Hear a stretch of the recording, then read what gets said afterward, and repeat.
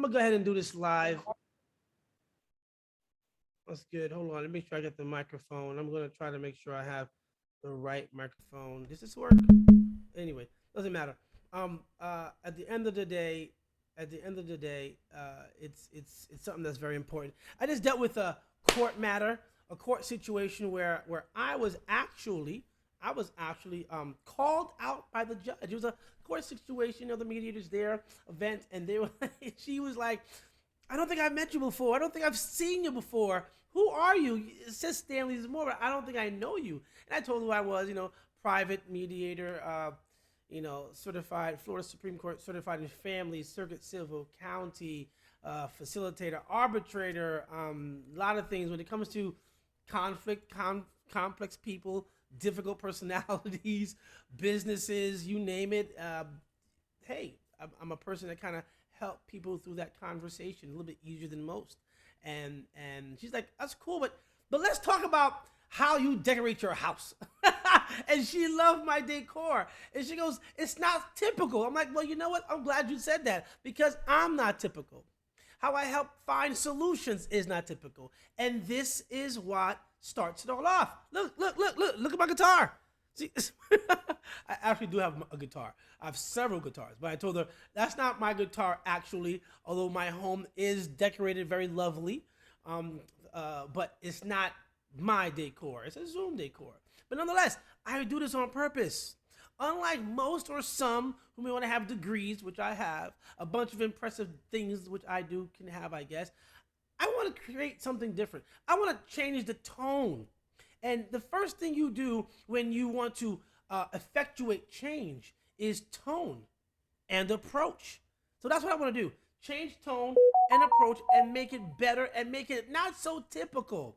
So that's the first step. And she says, tell me more. Now, this is supposed to be a quick discussion, a quick statement, because she wanted to know who I was. But I said, well, Judge, even you set the tone for your courtroom. You set the tone on how they will respond or how they can open up to start to respond. Well, guess what? When you're dealing with complex personalities or challenging or difficult personalities, challenging issues, or challenging complex people, whatever you want to say, they're not as nice as you are.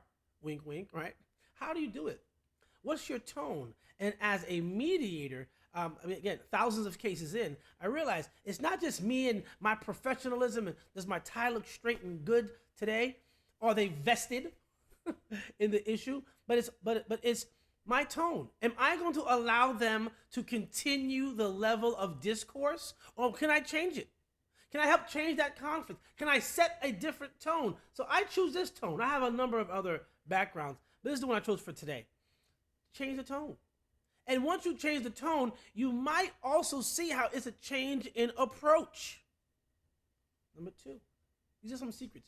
Once you change the approach, you change the tone, you've gotten people now somewhere different, somewhere where they're not prepared for. And that's what I want to do. As a conflict resolution expert, as a mediator, as an arbitrator, as a facilitator of complex dialogue, I want to change what that tone is. So the very first thing I do is I'm smiling. I'm changing the tone, even if it's a serious matter. I'll explain my smile and why I am jovial at first, because I just have that personality. I want to change the tone of it. Not let it be so adversarial, maybe. Although it will be. Although it is. Although it might be about the numbers at the end of the day. The numbers, right? I'm not going to commence it that way, because hour 3 and 4, hour 2 and 3, hour 7 or 10, when we want to make them, when we want to effectuate a change, we want to help them more effectively communicate different and better, it'll be what you did in the first half hour. It'll be that tone you created. And guess what else is important? Tone, approach. Now, are they prepared and willing to receive it? How do they receive it now? Because we have to understand this too. If you're dealing with a family situation, co-parenting, children, mothers, fathers, even adult kids in probate matters where there's not all jovial, there are set dynamics and patterns in that relationship that usually is not so pleasant. What happens then? Tone don't matter. Approach doesn't matter. Because you know why? They don't want to hear it from that person. Because they may have spent months, years, decades dealing with someone they feel has always been deceptive, less than honest, not consistent in their word, inconsistent in their action. So now I'm going to tell them approach and tone. It's not gonna be bought, not gonna be had. So I gotta understand that dynamic and read into it immediately, like that. Understand, well, tone and approach didn't work here. It can't work because they're resistant to it anyway. So it's the receiving of it. So now we have to learn, can they even receive it from me? Can they receive that tone? Can they receive what I'm trying to implore upon them? And the answer is going to probably be no if you're dealing with a one-on-one situation and you've always been that person, or the dynamic's always been antagonistic, always butting heads. So of course they're going to say no. So here's what I suggest. To change those people that are complex to deal with or challenging, and guess what? You might be that challenging person. Let's do something they don't expect. Write a letter or text. I'm still old school, so I like writing. My penmanship ain't the best, but I like to write. Cursive, nonetheless. Most people don't even read cursive anymore, but whatever. So I write, hey, it's been some time. We never can get along well. I really don't like the animosity. I don't like the argument, although I argue well. I don't want it. I don't like it. It takes up energy. It takes up time. But I feel that you disrespect me sometimes when I say something. You don't want to give me a chance. You're right. I haven't been consistent. Own up to it. Be accountable. I haven't been consistent. I've been deceptive. I've been this. I've been that. Whatever it is they think you are, verbalize it. Let them see or hear that you see it. Doesn't mean you agree with it. Doesn't mean you agree with it. But here's what you told me. Give them back the information they gave you. I'm a SOB. I'm not reliable. I know that's how you see who I am. Unfortunately, I don't see myself that way. And maybe I can do something to change it. It's not going to be tomorrow. May not be today. But I want to change that. And I want to do it better. I don't want to always do this. It's too much. Can I call you in 10 minutes? Can we meet up somewhere neutral, whatever, in a half hour a day, whatever your time frame is, and just do it differently? And let's set some rules of engagement. Let's set some straight up rules of engagement. Maybe the rules of engagement will be an egg timer, or on your cell phone. On your cell phone, you can have a timer. 2 minutes. 2 minutes each. Let's say what we have to say, and every 2 minutes we'll go to the person. But you know what? Let's map out our topics. Topic 1, 2, 3, 25. Whatever it is. Let's give 2 minutes each to just say what we have to say. Just to get it out. And then break. My point in telling you that is, not only now you're approaching tone, you're addressing approach, tone and approach, but now you're addressing the inability some people may have to receive the information. And that oftentimes is also an issue. Maybe they can't receive it. They don't want to receive the information from you because of the history. So this is what I'm trying to say right now. It's kind of different. It's not easy. It's a little bit different. But guess what? You can change people's approaches. You can change people's responses based on that approach. Do it. Try it. It's hard. But you know what? Let's grow up.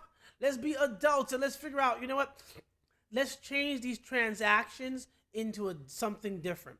You know what I tell parents? Sometimes when the parents are divorcing, or often when they're divorcing, I tell them, you know what? Marriage is a huge business. Marriage is a huge business. Divorce, co-parenting, and issues that arise subsequent to that is an even larger business, and even sometimes more damaging. Damaging to the people around you. Not just you, not just children, but the other people that mean something to you in your life. Do you want something different? Be something different.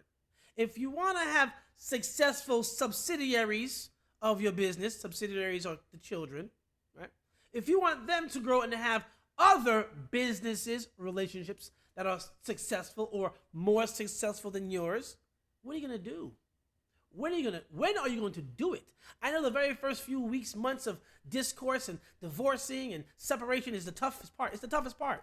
It definitely is. And because you want to establish who you are as an individual, your rights, your what you believe you deserve, understood. But if you want to, for the kids, if it's all about the kids, if you want to do something different, your approach has to be different. Your tone has to be different. Your addressing and awareness of how they will receive you needs to be different. It just does. You can't approach it with the same vibrosity and ego. I'm the biggest thing. They're my kids. I gave birth to them. They're mine. No. It can be something different. It can be something better, but we have to want it. So for them to have successful businesses, for you to deal with the challenging personalities, with the difficult issues you may have, you're going to have to change that tone. And it's not going to be easy, but the power and power is perception. The power is going to be in your growth. The power is going to be in you not going down that rabbit hole. The power is going to be you are in control of what you want to say and do, not be dictated by the mood of someone else, not be dictated by the events that's going on, not be dictated by, oh my God, it's Thanksgiving, it's an even year, it's an odd year, who gets the children this year? Well, the document says whatever it is.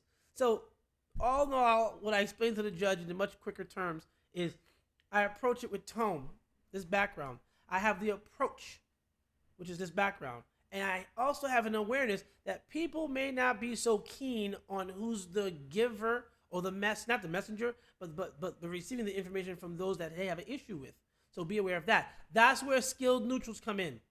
That's how you get a skilled neutral who understands not just the merits of someone's case and not just what the law may allow for, which guess what? As a mediator, we can't bring it up, right? Anyway, but to at least address the wants and the needs and their approach, what they need, what they want in their approach can change everything. So that's it for now. Pretty quick on how to do it. Hopefully it inspires a different conversation for others. And thank you. Have a good rest of your day.